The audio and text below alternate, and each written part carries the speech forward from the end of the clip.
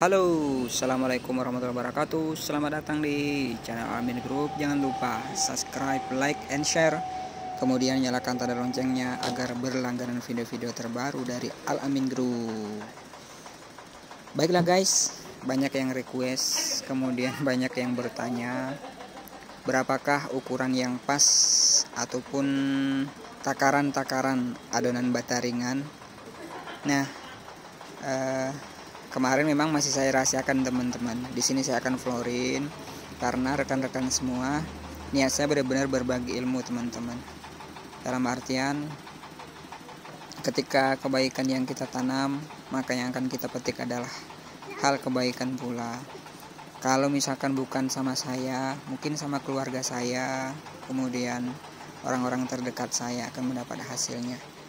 Dan kemudian juga jangan takut berbagi teman-teman, karena untuk rezeki itu bukan kita yang ngatur. Walaupun misalkan resep, kemudian takaran, ukuran sama, tetapi yang namanya rezeki itu berbeda-beda. Walaupun mungkin teman-teman ada yang buka di samping saya ataupun misalkan depan saya, monggo saja. Saya malah senang sebenarnya. Kenapa? Karena memang untuk bata ringan sendiri, alhamdulillah semakin saya banyak berbagi, maka semakin banyak pula income ataupun barang saya yang keluar ataupun banyak yang terjual, seperti itu. Intinya seperti itu teman-teman.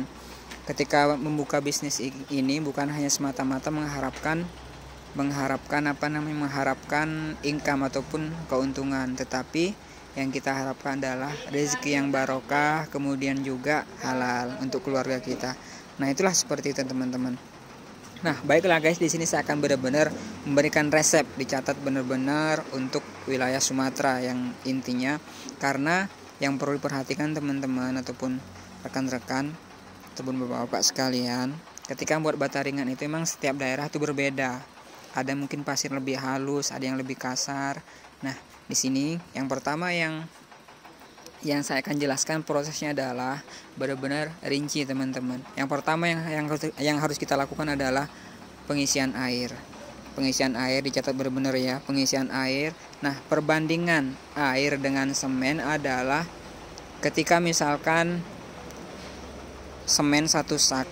Ini diperhatikan, semen 1 sak, maka semen 1 sak itu membutuhkan air 30 liter sampai 40 liter. Nah, itu dicatat 30 liter, 40 liter, semen 50 sak. Nah, kemudian di sini saya mengaduk itu 1,2 atau 1,3 jadinya. Nah, jadi kalau misalkan sekali ngadon itu di angka 6 sak semen. 6 sak semen, kemudian 6 sak semen itu membutuhkan air berarti di kisaran 100.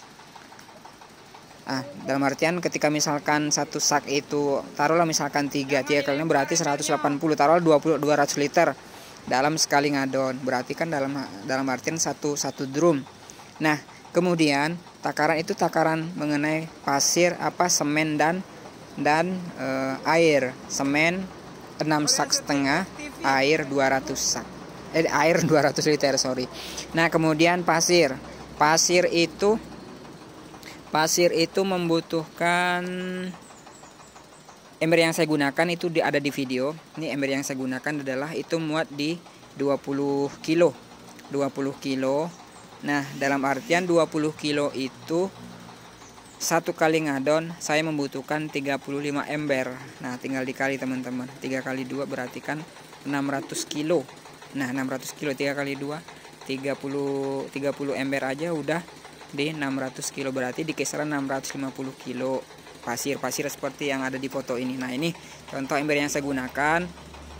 Nah, untuk mengirit teman-teman semua, alangkah baiknya itu kan bekas foam juga banyak ember, itu biasanya saya potong karena memang saya benar-benar manual, tidak menggunakan hidrolik ataupun conveyor untuk menaikkan material. Nah, seperti itulah pengadonannya. Nah, setelah pasir, dalam artian pasir itu sudah, kemudian kita menunggu teman-teman agar adonan ini selesai ataupun ketika sudah teraduk antara air, semen, pasir.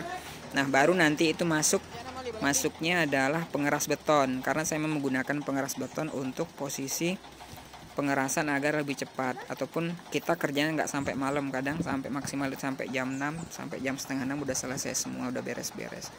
Nah itulah seperti inilah proses kami untuk mengadon satu buah.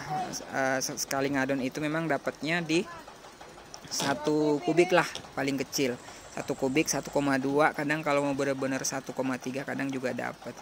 Nah yang perlu perhatikan, ketika semua teradon benar-benar sudah tercampur rata, maka ya langkah selanjutnya adalah pemberian perekat. Nah ini adalah contoh semen yang saya gunakan, kebetulan Batu Raja. Kalau misalkan semen yang paling bagus itu adalah semen Holcim ataupun semen 3 roda. Memang harga agak tinggi sih, tetapi hasilnya memang lebih putih. Kalau misalnya ini yang saya gunakan itu sekitaran berapa bulan ya, mungkin sekitaran 6 bulan setengah tahun lah. Setengah tahunan ini saya menggunakan memang semen Batu Raja, karena kebetulan saya menggunakan semen ini salesnya saya kenal, kemudian teman saya. Nah seperti itulah teman-teman prosesnya. Kemudian setelah pasir, apalagi yang harus kita lakukan? Nah, percampuran antara air, pasir, dan semen harus kita tunggu sampai benar-benar merata. Nah setelah itu baru kemudian masuk foam. Nah foam yang harus diperhatikan teman-teman itu berapa takarannya, kemudian apa saja alat-alat yang digunakan. Yang pertama adalah tabung salju.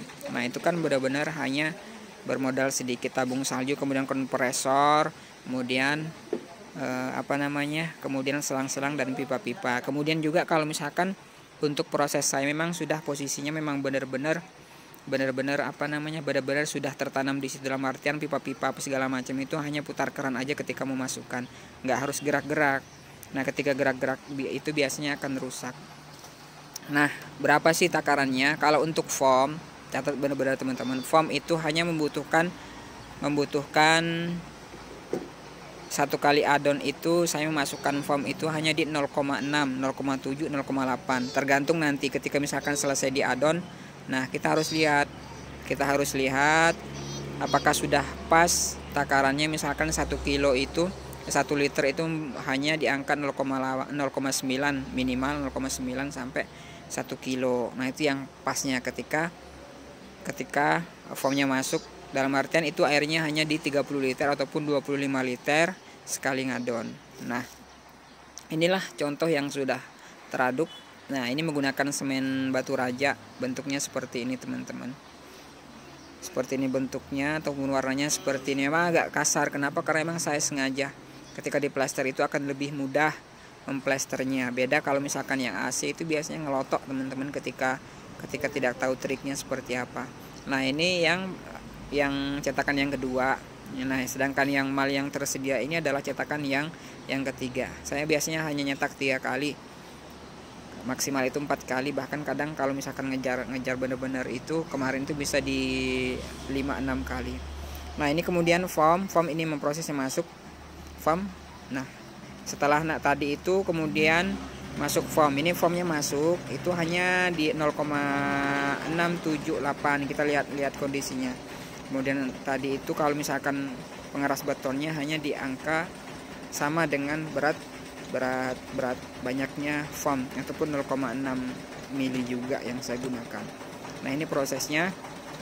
Nah setelah ini teraduk semua, kita tunggu sampai 3 menit ataupun 5 menit. Nah setelah itu baru kita tuang. Nah sebenarnya tuangan juga mau saya buat, cuman belum masih proses karena harus menggunakan selang. Nah inilah foam yang saya gunakan ataupun instalasi foam yang saya gunakan. Nggak ribet ataupun hanya berbentuk seperti ini, kompresor. Kemudian memang alurnya sudah benar-benar kita rancang agar tidak mempersulit. Kemudian harus berada di atas, sudah terpasang matilah dalam artian di atas mesin mixer. Nah seperti itulah teman-teman. Terima kasih. Assalamualaikum warahmatullahi wabarakatuh. Terima kasih.